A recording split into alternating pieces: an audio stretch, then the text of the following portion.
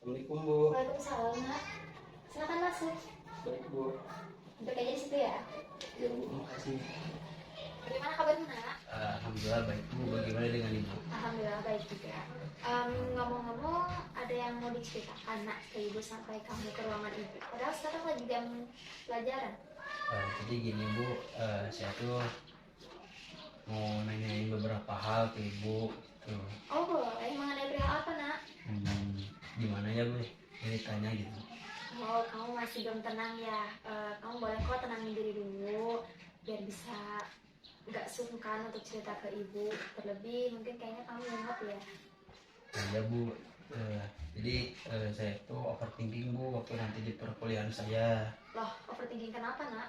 Eh, saya tuh takut gak punya temen, sama takut gak bisa nyelesain kegiatan-kegiatan yang ada di kuliah saya gitu. Kegiatan yang dimaksud maksudnya Kayak magang, skripsi, tugas besar, kayak tugas-tugas yang lainnya gitu Bu. kamu tidak percaya diri di situ. Iya, jadi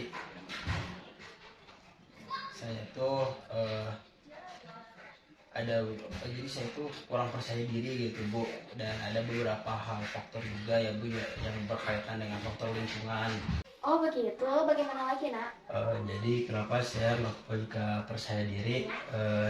Jadi waktu SMA saya tuh takut waktu SMA Ya. saya nggak punya teman Bu, bahkan sampai mempengaruhi nilai akademik saya. Terus saya juga di kelas sering ngelamun Bu, karena yang dijauhin itu Bu. Oh gitu. Jadi setelah kejadian kamu di SMA, kamu berpikir bahwa kamu di bangku kuliah pun akan mengalami hal yang sama. Ya, betul Bu. Oh, apakah bisa menceritakan detailnya bagaimana sehingga rasa takut itu terus berlanjut sampai bangku kuliah? Jadi gini Bu, kenapa rasa takut itu muncul? Jadi eh, waktu di perkuliahan saya takut Bu sama mata kuliah, sama kegiatan-kegiatan yang ada di kampus seperti magang, skripsi, tugas besar. Nah, saya tuh takut Bu gak bisa ngadepin itu, dan bahkan sekarang pun kan banyak rumor yang mengatakan bahwa ada dosen kelar di perkuliahan. Nah, saya tuh takut Bu ada dosen kelar yang saya nggak bisa melewatinya, yang dalam artian nggak bisa lulus mata kuliah tersebut, kayak gitu Bu. Baik, apakah rasa takut itu terus muncul ketika kamu menginjak bangku kuliah? Enggak Bu. Alangkah baiknya untuk kamu terus terang kepada diri sendiri ya. Sebelumnya ibu ikut prihatin juga karena kamu mengalami ketakutan yang terus berlanjut sehingga mengganggu aktivitas sehari-hari kamu. Iya Bu. Baik, apa ada faktor penyebab lain yang menyebabkan kamu takut di perihal pertemanan? Karena ibu lihat kamu sangat takut perihal pertemanan. Tidak ada Bu. Saya benar-benar takut waktu SMA, karena waktu SMA saya berekspektasi bahwa pertemanan bakalan menjadi seperti SMP. Ternyata ketika saya menginjak SMA semuanya berubah gitu Bu, beda sekali halnya yang SMP. Apa kamu tahu penyebab kamu dikucilkan oleh teman-temanmu? Mungkin ini Bu, ketika waktu saya SMA kan saya kan sering nongkrong gitu Bu sama grup A yang di teman SMA saya.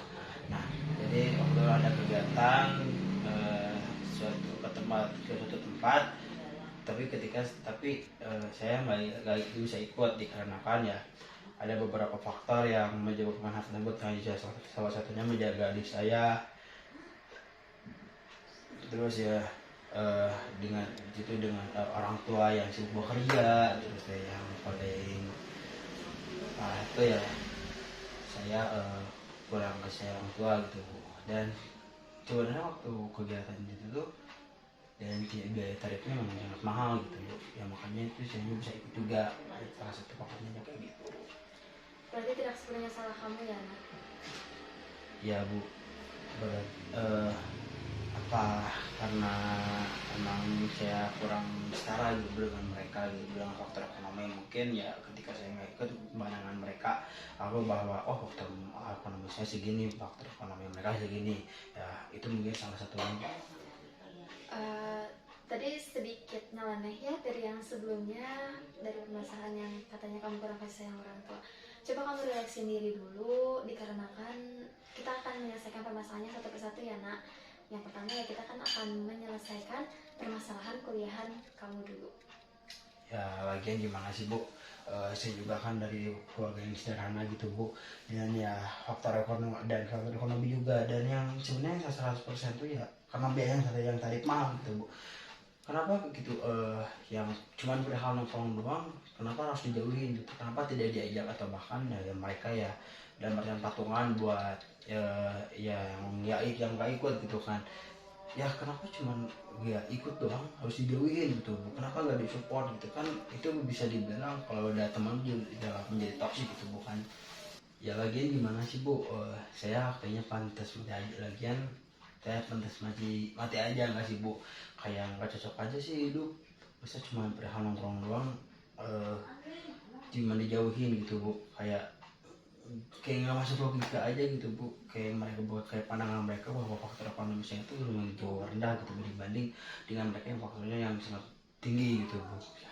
Saya juga waktu SMA sih sering Bu kayak kayaknya aku pantas mati aja sih Bu, semenjak saya dijauhin gitu Bu ya. Nah, ibu paham apa yang kamu rasakan. Pasti emosi kamu sangat membludak kan. Terlebih rasa ketakutan itu terus menghantui kamu di bangku kuliah. Tetapi kamu tidak pantas untuk mengatakan hal-hal negatif seperti kamu pantas mati. Karena sebenarnya kamu masih pantas hidup kok, dikarenakan untuk hal-hal yang baik ke depannya. Ya memang begitu sih Bu, tapi udah gimana gitu ya. Kamu bingung dikarenakan alasannya tidak logis. Kenapa kamu tiba-tiba dijauhkan gitu kan? Ya Bu. Oke, terlebih ya kamu juga ada urusan pribadi kan, alasan kamu tidak nongkrong juga ada alasan pribadi harus menjaga adik, orang tua bekerja, dan tarif biaya yang menurut kamu berat. Iya Bu, emang ya gimana sih, emang gak jelas banget sih itu permasalahannya.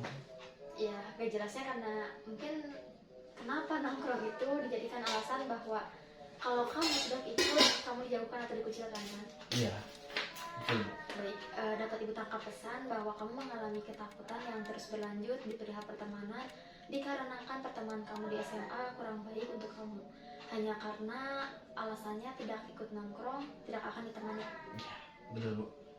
Baik, kesimpulan sementaranya ialah kamu lebih ke arah mengalami ketakutan dalam perihal pertemanan, sehingga hal itu terus berlanjut dan mengganggu aktivitas sehari-hari kamu. Dan itu juga alasan bahwa kamu belum berani memulai pertemanan dengan temanmu di kampus. Iya Bu, betul. Dan saya juga bingung Bu, kenapa saya berani cerita gitu ke Ibu, sedangkan saya kan ada ketakutan untuk kayak mempunyai teman yang baru, bahkan sudah saya nikah, tapi kenapa saya bercerita gitu ke Ibu? Menurut ibu itu baik ya, dikarenakan yang ibu tahu kebanyakan laki-laki itu memendam permasalahannya secara sendirian, tetapi kamu sudah bagus untuk menceritakannya kepada ibu. Iya baik Bu. Lalu saya harus bagaimana ya Bu? Kalau menurut saya, jika kamu meminta saran dari saya, coba kamu perlahan ubah mindset atau pola pikir yang menjadi positif. Dalam artian kan kebanyakan kayaknya kamu lebih sering mengeluarkan kata-kata negatif ya, padahal itu sebenarnya tidak baik untuk diri kamu sendiri. Caranya bagaimana tuh Bu? Kalau menurut ibu, kamu coba cari di sosial media mengenai manifesting kata-kata positif, sehingga kata-kata tersebut bisa mempengaruhi pola pikir kamu menjadi positif.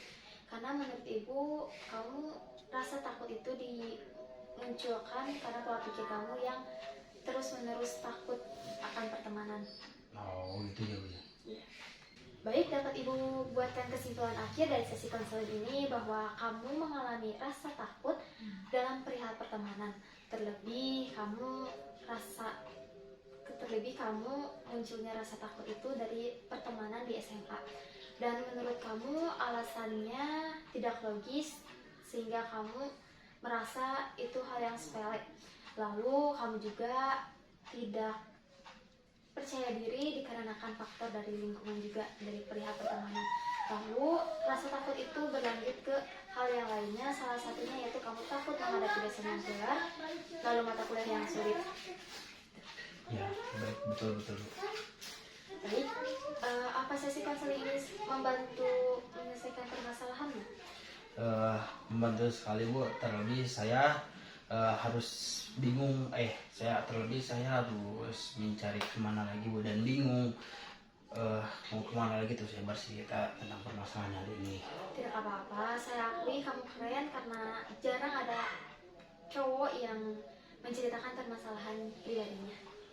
Terima kasih Bu. Baik, sesi konseling ini saya tutup dengan harapan semoga permasalahan ini cepat selesai dan kamu juga rasa takutnya memulai perlahan memudar sehingga kamu berani memulai pertemanan yang baru di kampus. Baik Bu, amin juga. Saya juga berterima kasih kepada Ibu untuk memberikan solusi kepada saya tentang permasalahan ini, dan juga saran dari Ibu sangat membantu sekali, terutama dalam emosional, terus dan juga apa yang zaman itu kayak mindset juga gitu. Saya juga terbantu oleh Ibu, dan saya juga berterima kasih kepada Ibu, dan maaf juga tadi saya sudah meninggikan nada bicara saya. Tidak apa-apa karena mungkin karena emosi yang terpendam juga ya, jadi kamu terbawa lagi suasananya ketika kamu memendam emosi tersebut. Lagian ini udah menjadi tugas saya untuk menyediakan layanan yang saya berikan. Ya, baik Bu. Terima kasih Bu. Saya namanya tanyakan kalau dari Laman ini. Ya, terima kasih Bu. Assalamualaikum. Salam.